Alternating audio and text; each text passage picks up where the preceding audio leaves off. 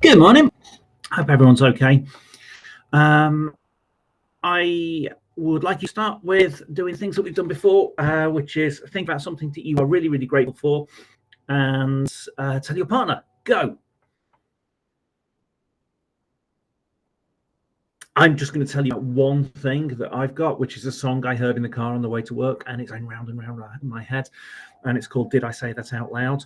And if you see me around school today, I might well be singing that to myself. And it's just one of the things that we can do to kind of lift our moods, to think, yeah, do you know what? Everything's okay. Just notice those small things. Now, what I want you to do is I want you to have a look at our mission statement, first of all. It's that big thing you've got in a frame around you somewhere in the classroom about what we want to do as a school. And we all aim to be responsible local, national and global citizens. And we've talked a lot, and we're talking a lot in class this week about global goals.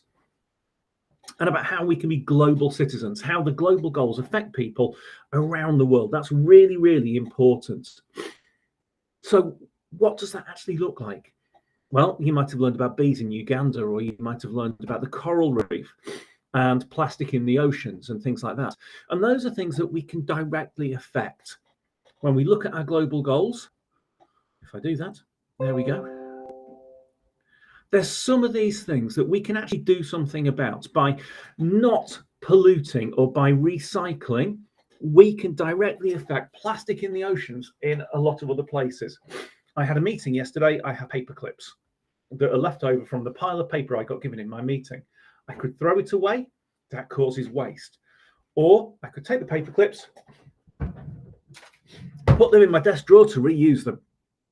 And I've had an impact. That is literally global goals in action.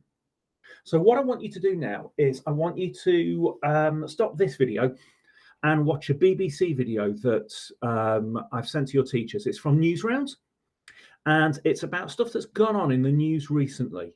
Okay, so I want you to watch that video, that BBC Newsround video, about the fighting that's happened in Israel. You might have heard it on the news, you might have some kind of idea about it, or it might be brand new to you. So have a bit of a talk in class about that, and then come back to the second video.